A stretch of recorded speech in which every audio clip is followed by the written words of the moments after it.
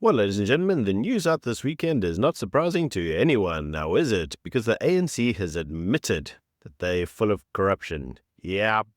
Apparently, according to the ANC, they're deep in corruption. Who knew?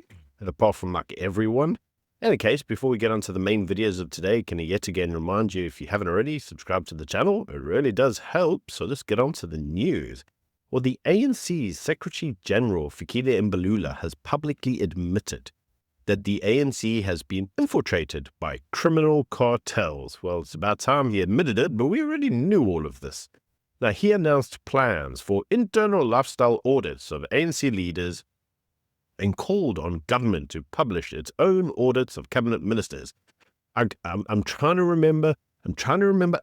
Didn't Cyril say that he was going to do something like this too, a few times now? And every time he makes these suggestions, he never actually does them. So Fikile Mbalula now saying, oh, I'm calling on the government to do lifestyle audits of cabinet ministers. He still promised to do those, but he never did. You see, this happens time and time again. So I'm sorry, Mbalula, but I don't believe you. And I'm pretty sure that every one of my viewers don't believe you either. Now, Mbalula insisted that corruption stems from individuals and not the party. And he said, we will never defend corruption. We will expose it, confront it, and defeat it. And I call bullshit, because the party's made up of individuals, I'm afraid. You can't just say the party exists. The party without individuals doesn't exist. So, yes, corruption does mean the party's corrupt because the individuals in the party are themselves corrupt. This isn't rocket science, Mbalula. Really, my guy, you're talking nonsense. Now, Mbalula's admission follows the establishment of the commission that's investigating the corruption within the criminal justice system.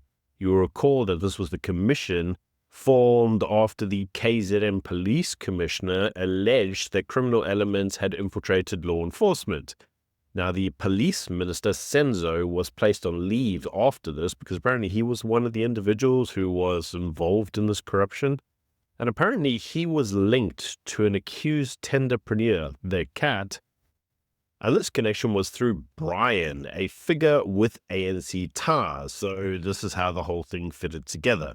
Now, Mbalula condemned the individuals as comrade Tutsis, members who abused the ANC's name for criminal activity, and said they must be smoked out. Now, I'm reminded, what's that famous ANC phrase? Oh, yeah, we didn't go into the struggle to be poor. Yeah, anyway, let's move on. So Mbalula's statements mark a shift from the Zuma-era collective responsibility defense to direct acknowledgement of individuals' criminal infiltration. Because before, they were all collectively responsible for each other. Now they're like, no, it's just that guy over there, he's corrupt. And that one, and that one, and that one, and that one. I mean, it's almost like they're all collectively corrupt. Anyway, in any case, Mbalula says even his own record is under scrutiny as he was previously implicated in corruption, which we'll talk about in a second. Now, the ANC remains prominently featured in multiple corruption probes, including the Tembisa Hospital 2 billion rand looting case and the state capture fallout. I mean, there's so much to pick from.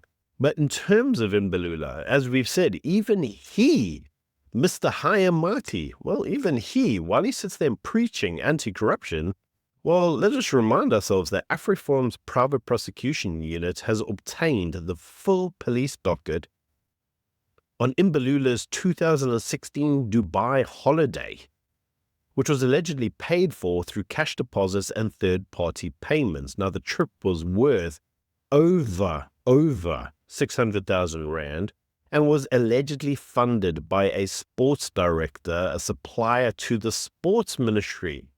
I see.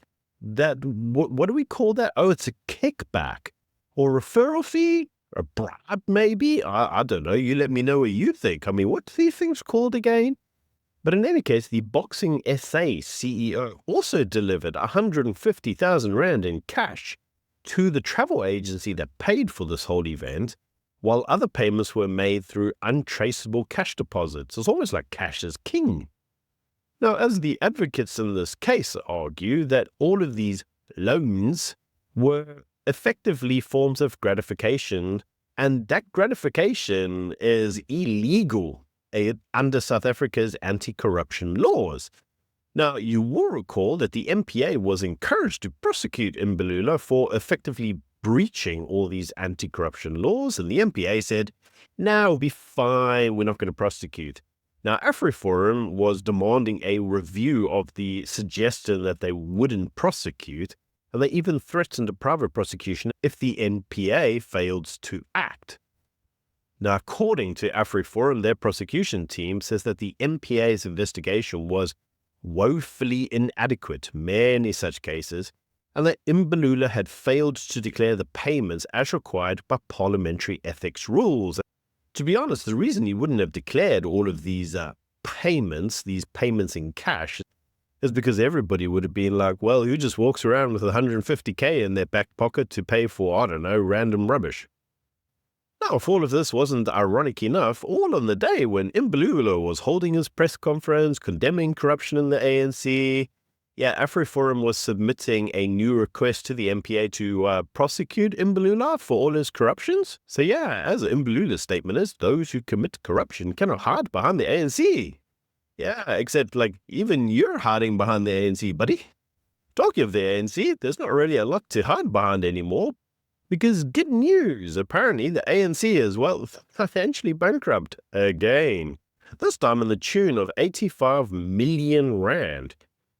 And according to the latest news, the sheriff of the court has had to seize office furniture, electronics and appliances from Loot Freely House, the ANC's headquarters, to recover part of the 85 million rand debt owed to yet another supplier of over 30,000 election banners which were made for the 2019 campaign but was never paid for by the ANC. There are so many examples of this. Now, the ANC's bank accounts have also been frozen. Yep, the ANC's bank accounts have been attached, and the party faces potential liquidation unless it settles the 85 million rand debt. Yeah, that's not a good look. Not a good look at all, but the ANC could always look to a foreign entity to pay off its debts again. So we actually have to look at this whole debt and see where it came from, because the judicial history on this is just laughable. We had a High Court case, a Supreme Court of Appeal case, the Constitutional case, and all ruled against the ANC's attempt to evade payment. Now, despite all of this, the ANC continued to not pay the debts, and their reason for this is because they say that the 85 million rand debt that they have, they say it's not a real debt, because the contract itself, which claims that they've got to pay this money, apparently that's invalid, and they claim that it was all unauthorized. And the company that provided all these election banners in 2019 says that they remain loyal to the ANC. Stupid people, you can't help these people. But they say that they'll enforce their legal rights. Now, Mbalula calls for accountability. I don't know accountability on what, but apparently the ANC faces crippling debt, corruption probes, and leadership hypocrisy. Symbols of a really good liberation party, all hollowed out by mismanagement, all mismanagement underneath Fikile Mbalula. So as I say, they could just go to a foreign country, I don't know, some third-party country, Russia maybe, to pay their debts. And right on cue, when do you have it? It happened at the weekend. Yes, it's like who knew? I mean, on Friday, the news was that the ANC was bankrupt, their accounts had been terminated and attached and frozen and what. The ANC was going to be liquidated. And a Russian cargo plane, landed heavily loaded in Uppington on Thursday and departed empty later the same day. So you may look at that and go, okay, well, a Russian plane, landed in South Africa and then left. Why is this a big deal? Well, this specific aircraft has been blacklisted by the US Treasury, and it was blacklisted in June 2024 for transporting Russian military equipment. Now, the plane's cargo content remains unknown. Now, according to News 24, it's all suspicious, and I don't know what they were supposed to have been transporting. Some people have said that there is a history of this plane transporting nuclear weapons to testing sites. And also the use of Uppington was quite specific because this specific plane, so big, it requires a really big runway for it to land. And Uppington has a 4.9 kilometer runway designed for such heavy aircraft. Now, apparently the plane came to South Africa after spending considerable time in Iran. Okay, so this is starting to get interesting, right? So a sanctioned plane went from Russia to Iran, spent a large amount of time in Iran. Wait, who was it suggested that the ANC was bailed out with last time and they pursued an ICJ case? The allegations were Iran. Anyway, this flight stopped off, spent a large amount of time in Iran, and then the aircraft's transponder was switched off for large portions of the journey, violating all sorts of international aviation rules, and then flew to South Africa. I see. This is fascinating, isn't it? Now, the Department of Transport hasn't responded to any queries about the flight's purpose or the permits. Apparently, the aircraft has a special license to transport radioactive cargo and has been linked to all sorts of groups, such as the Wagner Group. Now, if you know anything about these guys, they're the guys that go around smashing everybody's skulls in. So it's not exactly a transporter of locally made wooden flutes and, I don't know, avocados, now is it? So the question is yet again, like Lady R, because this is just going to turn into Lady R 2.0, isn't it? The nature of the cargo that was uploaded remains secretive. Nobody knows what it is. Undeclared nuclear weapons, weapons transfers, big, large quantities of cash that they could use to pay their debt off. I mean, it's not like it hasn't, but I mean, we just talked about it, right? We just talked about it in one of the other stories. All the cash that Fikile Mbalula has been paid for his holidays, 150K in cash and whatever else. Really, really curious now, isn't it? Now, on to the final news story today, very quickly about the Floaty Boaties, because you will remember that there were 45 ships carrying activists and aid to Gaza. Well, mainly activists, I got to be honest. There wasn't really much food on the boats, apart from like a bar one and a couple of Twinkies. Anyway, some of the people that were on the boat included Mandela, remember him, the grandson of Mandela, and some family members, and some other South Africans. Anyway, as I told you when I actually made the video about the Floaty Boaties, I did say, well, Cyril demanded almost immediately that they must release all of the, hostages, because that's what these guys were now. They were all like hostages being held as prisoners by Israel. And I did say to you that that's pretty much not the way this is going. I did full well make the prediction that all they're going to do is take them into Israel, take them to an airport and deport the buggers. Well, that's pretty much what's happened. Now, Israel said that none of the vessels breached its naval blockade and all activists were being deported to Europe. Now, all of the activists are all bitching and complaining because Israel isn't allowing them free access just to walk the country. Israel isn't allowing them free access just to walk around the country and do whatever the hell they want. And they're also saying, you don't have a visa to be here, so we're going to deport you. And they're like, can we stay for a little bit longer, see the sights or something? And they're like, nope, leave. And now they're all crying foul and saying, this is terrible, this is apartheid or some other bull rubbish. Now, Durko, remember, Islamist-controlled Durko confirmed that all the detained South Africans are in good health and high spirits. I mean, what the freak did they think this was going to happen here? I mean, it was hardly like the people were going to get chucked in a gas chamber, now was it? In any case, according to the news, they were all held in Israel's prison facility. I must say, that's really based and really funny. Now, according to the diplomatic team, they're working hard to secure their safe return to South Africa. In terms of the grandson of Mandela, can we just leave him there? Because we don't really want him. In any case, I don't know what they're having to work hard for. I mean, Israel said we're going to take them to the airport, chuck them on a plane, and chuck them into Europe, and they can be their problem. I don't know what you think is going on here. It's hardly like a hostage situation now, is it?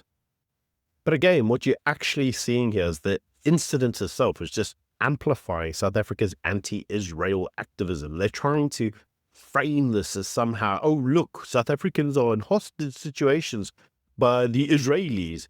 And we tend to forget that the actual hostages are being held in Gaza. As of today, as of time of recording, there are still hostages in Gaza.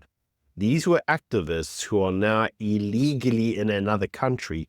They will be deported. You can't just have any old person rock up in your country and walk around like they own the place. After all, it's Israel. It's not England. Well, in any case, before we just end this video completely, I am also reminded that there was one other news article that occurred during the weekend, and that is that the US delegation to South Africa withdrew from the G20 Parliamentary Summit in Cape Town due to the US federal government's shutdown. So this wasn't really being done just to go, screw South Africa. Yeah, they couldn't come because there's no budget and the government there shut down, so they just didn't pitch. But in any case, this is yet again another instance where Washington would have been in South Africa, could have potentially done something with South Africa. Well, they're not here. So yeah, that relationship with the US is sure looking, well, rosy, isn't it? Said no one ever. In any case, these are all just my views. Do let me know what you think in the comment section below. And until next time, bye.